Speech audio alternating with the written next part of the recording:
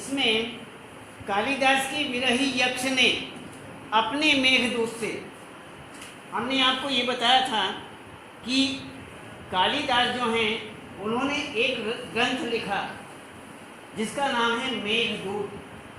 उसका संस्कृत में है मेघदूतम, उसका नाम है मेघदूतम और वे कालिदास जी का लिखा हुआ है। कालिदास जी जो है संस्कृत के बहुत बड़े कवि हैं। उन्होंने बहुत सारे ग्रंथ लिखे, बहुत सारी पुस्तकें लिखी हैं। बात नहीं कोई भी करेगा, कोई आवाज नहीं। उन्होंने मेघदूतम लिखा है और ये मेघदूत यक्ष के द्वारा एक तरह से संदेश भेजने वाली बात है। तो हमने आपको ये भी बताया था कि कश्चित कांता विरह गुरुना स्वाधिकारान प्रवत्तः, इस तरह से वहाँ से लेकर के उन्होंने अपने उस ग्रंथ की शुरुआत की और उसके बाद वह बहुत बड़ा ग्रंथ है, पुस्तक है, वो पूरी लिखी गई। और क्या हुआ, मेघ जो है, मेघ किसे कहते हैं? बादलों को मेघ कहते हैं। उनको दूत बना करके वह अपने प्रेमिका के पास भेज रहे हैं। एक यक्ष हैं, उन्होंने कालिदास जी ने लिखा कि एक यक्ष हैं, वो उनकी प्रेमिका जो है वो बिछुड़ चुकी है, इसलिए उन्होंने मेघों को अपना दूत बनाया। दूत मीन्स पत्रवाहक, चिट्ठी दे करके कहा कि जाओ वहाँ दे आओ, हैं, तो उसे पत्रवाहक कहते हैं। उसे ही यहाँ पर उसे ही दूत कहते हैं।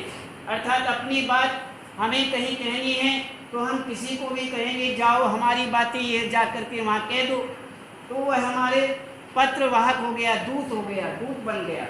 इसलिए कालिदास जी ने यक्ष ने ये उसमें कहानी है कि यक्ष जो है मेघ को अपना दूत बना करके अपने प्रेमिका के पास भेज रहे हैं और बता रहे हैं आगे आगे बहुत बड़ा किस्सा है। तो इस तरह से वहाँ पर हुआ। तो वही कहते हैं मेघदूत से कहा था कि वेत्रवती नदी का नाम, वेत्रवती जिसे बेतवा भी कहते हैं, नदी को प्रेम का प्रतिदान देते जाना। तुम्हारी वह प्रेयसी भी प्रेमिका को ही कहते हैं, प्रेयसी तुम्हें पाकर अवश्य ही प्रसन्न हो जाएगी। जब तुम जाओगे और उन्हें बताओगे तो तुम्हें पाकर के वह हर प्रकार से खुश हो जाएगी, प्रसन्न हो जाएगी आपको प्राप्त करके। यह बात इन चंचल नदियों को देखकर मुझे अचानक याद आ गई। ये जो चंचल नदियां हैं, चंचल नदियां इसे कहते हैं जो पहाड़ों से चल करके, ढलान से चल करके उछल कूद करते हुए और समतल पर आती हैं। वो जो उछल कूदना है उस बात को देख करके उसे चंचल कहा है कि नदियां जो हैं बड़ी चंचल हैं, चंचलता है इनके अंदर। क्यों? वह पानी जो है कभी ऊपर कभी नीचे, कभी ऊपर कभी नीचे उछलता हुआ कूदता हुआ आ रहा है, इसलिए उनमें बड़ी चंचलता है, उनमें बड़ी उछल कूद है। ये लेखक अपना किस तरह से अपने भाव दे करके लिखते हैं, ये हमने कल भी आपको बताया था कि चंचल शब्द नदियों के विषय में, जो उछल कूद तेजी से पानी चलने वाला है, जल चलने वाला है, उनके विषय में दिया है। और ये सारी बातें देख करके, इस चंचलता को देख करके हमें वो कालिदास, ये कह रहे हैं वो कालिदास का जो मेघदूत है और यक्ष है और प्रेमिका की बात है वो याद आ गई। और सोचा कि शायद उस महाकवि को भी, महाकवि मीन्स कालिदास, महाकवि बहुत बड़े कवि हुए इसलिए उन्हें महाकवि कहा गया। तो वो जो महाकवि हैं उनको भी नदियों का सचेतन रूपक पसंद था। इस प्रकार से सचेतन, चेतन सहित और एक चेत रहित होते हैं। ये शरीर जो आप सबका है इस शरीर में यदि चेतनता है, इसमें हलचल है, तभी तक अच्छा है, और इसकी हलचल बंद हो जाए तो बेकार है। फिर इसको कोई नहीं पूछता है, कहेंगे कि जाओ इसे ले जा करके फेंकाओ, वहां ले जाओ, शमशान में ले जाओ, इसमें कुछ नहीं है, इसमें चंचलता तो है ही नहीं, हलचल तो है ही नहीं, चेतनता तो है ही नहीं, इसलिए इसका क्या करेंगे? चाहे वो किसी को कितना भी प्यारा क्यों न, कितना भी प्यारा क्यों न हो, 100% से भी ऊपर प्यारा, लेकिन उसको घर में नहीं रखते हैं, कहते हैं इसको भेज दिया जाए, जहाँ जाना है, जहाँ इसको जाना चाहिए वहाँ ले जाइए, कोई नहीं पूछता। इसलिए चेतनता होना अनिवार्य है। यदि इसमें हलचल नहीं है, चेतनता नहीं है, तो ये शरीर भी बेकार है। वही बताते हैं कि कालिदास जो है, महाकवि जो है, नदियों का सचेतन होना, उनकी चंचलता होना, उछल कूद करना कालिदास जो को भी बहुत पसंद था। क्यों? वह हमने आपको बताया था कल कि उपमा के कवि रहे, उन्होंने बहुत सारी उपमाएं देकर के अपने ग्रंथ लिखे, अपने ग्रंथों में, अपनी रचनाओं में उन्होंने बहुत सारे अत्यधिक, बहुत अधिक उपमाएं दी। इसलिए उनको क्या कहा गया है? उपमा कालिदासस्य। उपमा के एक सम्राट बता दिए कि उपमा देने वाले, अर्थात बहुत अधिक उपमाएं देने वाले एक सम्राट के समान। तो इसी प्रकार से यहाँ कहते हैं शायद महाकवि को भी नदियों का सचेतन रूप पसंद था। दरअसल जो भी कोई नदियों को पहाड़ी घाटियों और समतल आंगनों के मैदानों में जुदा जुदा शक्लों में देखेगा, वह इसी नतीजे पर पहुंचेगा। एक तो है नदियां पहाड़ों से आती हैं, पहाड़ों का रूप भी देखा, उसके बाद वह समतल में आ जाती हैं, उनका समतल रूप भी देखा। समतल रूप में अर्थात समतल में जब आ जाती हैं बड़ी शांत हो जाती हैं, धीरे धीरे आराम से चलती हैं। आराम से चलना मीन्स बहना, आराम से बहती हैं। और पहाड़ों पर जब तक रहती हैं बड़ी उछल कूद करती हैं। ये अब सब जानते हैं कि वहाँ पर ढलान है, और जब पानी बहुत तेजी से पत्थर पर आकर के लगेगा तो अपने आप ही उछाल आ जाएगी, बस तितर बितर हो जाएगा, उछाल आएगी। तो इसीलिए वहाँ उछल कूद की बातें कही गई हैं। तो वहाँ चंचलता है, चेतनता है, यहाँ शिथिलता है। यहाँ शांत प्रकृति है, वहाँ शांत प्रकृति नहीं है, उछल कूद ज़्यादा है, यहाँ नहीं है। तो बस ये अंतर लिखने, लेखक या कवि अपनी अपनी कल्पनाएं करते हैं।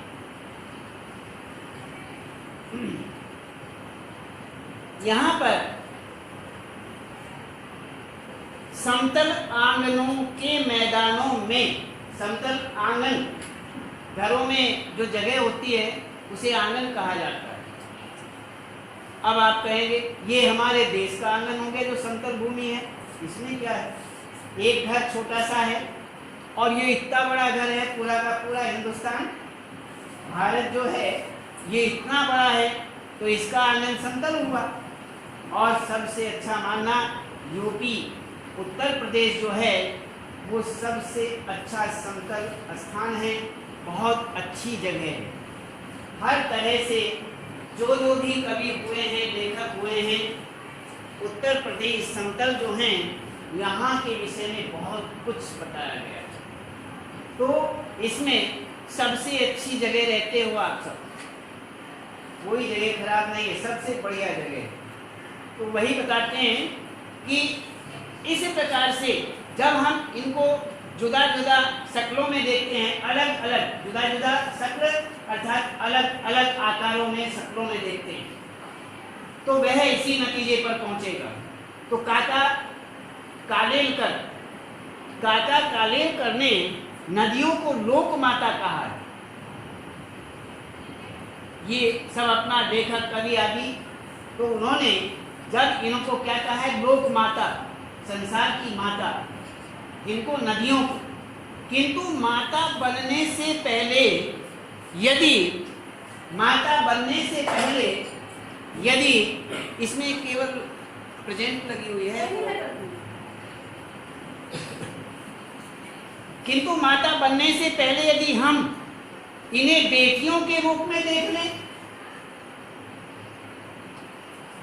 सबसे पहले बेटी होती है, मां नहीं। ध्यान रखें, बेटी का रूप जो है वो पहले होता है, मां का रूप बाद में होता है। जब वे उस परिवार से चली जाएंगी, उसके बाद वह अपने परिवार को बढ़ाएंगी, उस समय मां का रूप माना जाता है। तो वही यहाँ पर बताते हैं, हम इन्हें बेटियों के रूप में देख लें तो क्या हर्ज है? कब?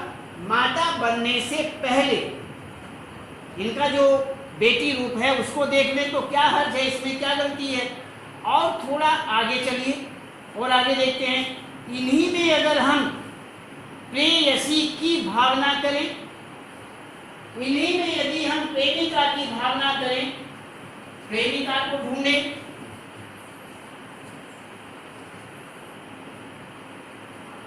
तो कैसे रहेगा? तो ममता का एक और भी धागा है, ममता, ममत्वता, ममता भाव जो है वो जीव के अंदर होना चाहिए, ममत्व भाव।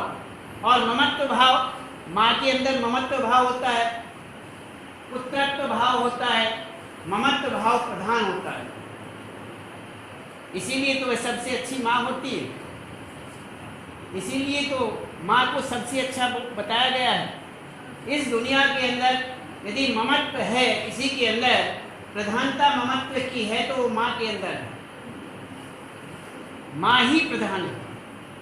और माँ के बिना सब जानते हैं कि माँ ही हमें इस संसार में लाई है, माँ के बिना हम संसार में आ ही नहीं सकते, माँ की गोद में बिना खेले आ ही नहीं सकते। माँ की गोद में खेलेंगे, सबसे पहले माँ की गोद में रहेंगे, माँ ही हमारे शरीर को बढ़ाती है, हमें दूध पिलाती है, अन्न खिलाती है, अपने हाथों से खिलाना पिलाना। तो इस प्रकार से हमारे शरीर की वृद्धि करती हैं, बढ़ाते हैं हर प्रकार से। हमारी एक पृथ्वी माँ भी तो है, हमें सब कुछ खिलाती है और हमारे शरीर को बढ़ाती है। एक हमारी गौ माता भी तो हैं, वो हमें हर प्रकार से दूध पिलाती हैं और हमारे शरीर को बढ़ाती हैं। जो भी माँ है वो हर प्रकार से ममत्व रखती हैं, अपनत्व रखती हैं और हमारे शरीर की वृद्धि करती हैं, हमारी बुद्धि को बढ़ाती हैं। जो गाय का दूध पीता है उसका शरीर भी बनता है और उसकी बुद्धि भी बढ़ती है, सब कुछ बढ़ता है, शरीर का हर हिस्सा बढ़ता है, पूरा शरीर और बुद्धि बड़ी तीव्र बुद्धि हो जाती है। गाय के दूध, कौन सा गाय? अमेरिकन वाली नहीं, देसी गाय, जिसको एक ऊपर पैर की तरह पूपसा होता है ना, यहाँ सिर से थोड़ा सा पीछे से को इस तरह का एक मांस है, हाँ ऐसे होता है ना, उठा हुआ सा ऐसे। सर उसको सर डॉट बोलते हैं। ऊंट तो बहुत ज्यादा होता है, सर डॉट बोलते हैं। हाँ उनसे कम होता है। और आगे देखा होगा, सर रोड पे देखा था मैंने तो। अच्छा रोड पर देखी, सर- वो नील गाय देखी हो? सर हमारे सर पहले उसके हैं? सर- हाँ देखिए कौन बोल रहा है? हाँ सर उसको डॉट बोलते हैं। खड़े होकर के सर उसको डॉट बोलते हैं। डांट बोलते हैं। अरे वाह, देखो कितना बढ़िया बताया हैं। डांट बोलते हैं, ऊपर का जो हिस्सा उभरा रहता है वो सूर्य नाड़ी होती है एक तरह से, और सूर्य नाड़ी केवल गाय के ही अंदर होती है। सूर्य नाड़ी से हर प्रकार की हमें शक्ति प्राप्त होती है और वह दूध में मिश्रित होकर के हमें दूध के साथ गौ माता पिलाती है। कितना बढ़िया है देखो। इसलिए गाय का हमेशा, गाय का दूध पीने वाला, गाय का घी खाने वाला, देसी गाय का दूध, घी, मक्खन, दही, छाछ, ये सारे प्रयोग यदि हम करते हैं तो हर प्रकार से हम जीवन भर स्वस्थ रहेंगे, जीवन भर। शायद डॉक्टरों के पास भी नहीं जाना पड़ेगा, ये मान करके चलना। और हम अमेरिकन या भैंस वगैरह का दूध पीते हैं, ऐसे ही हो जाता है। कैसे? भैंस जैसे, भैंस जैसे। भैंस की बुद्धि गाय की बुद्धि के सामने मुकाबला नहीं कर सकती। ठीक है, ये विषय जब आएगा कभी फिर इस पर बहुत डिटेल बताएंगे। इसमें अब देखिए,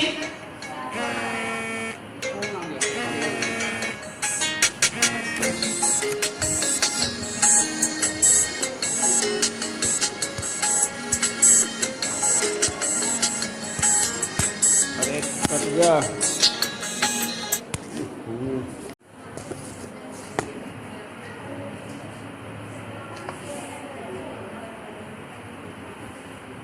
तो इसमें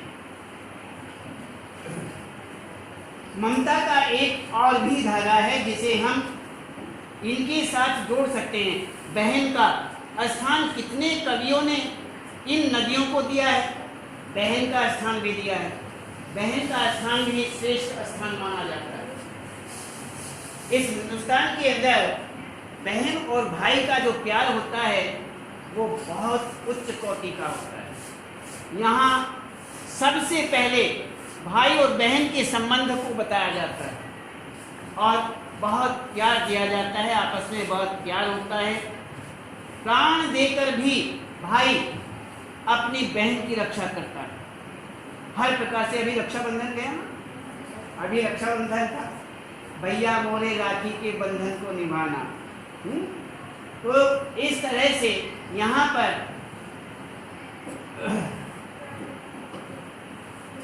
एक दिन मेरी भी ऐसी भावना हुई थी।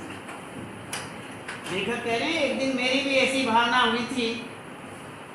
थोलिंग जो तिब्बत में है, स्थानों के नाम हैं, की बात है। मन उचट गया था, तबीयत ढीली थी, सतलज के किनारे जाकर बैठ गया। दोपहर का समय था, पैर लटका दिए पानी में, पानी में पैर लटका दिए। मस्त नदी का नाम, पैर लटका दिए पानी में। आप कल नहीं आए थे क्या?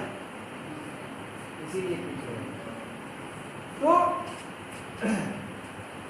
जब पानी में पैर लटका देते हैं तो पानी से ठंडक पहुंचती है मस्तिष्क तक, दिमाग तक। आपने एक बात सुनी होगी कि सुबह के समय हमें ओस में घूमना चाहिए, बिना मौजों के, बिना जूते चप्पलों के घूमना चाहिए। क्यों? नीचे कुछ ऐसी नसें होती हैं, ऐसे स्थान है हमारे पैर के नीचे कि उनका मस्तिष्क से सीधा संबंध है, पूरे शरीर से संबंध है। इसलिए हम हर प्रकार से स्वस्थ रहते हैं, इसलिए घूमना फिरना। बैठे रहिए, कोई आवाज नहीं। तो यहाँ पर थोड़ी ही देर में उस प्रगतिशील जल ने असर डाला, तन और मन ताजा हो गया। तो लगा मैं गुनगुनाने, क्या?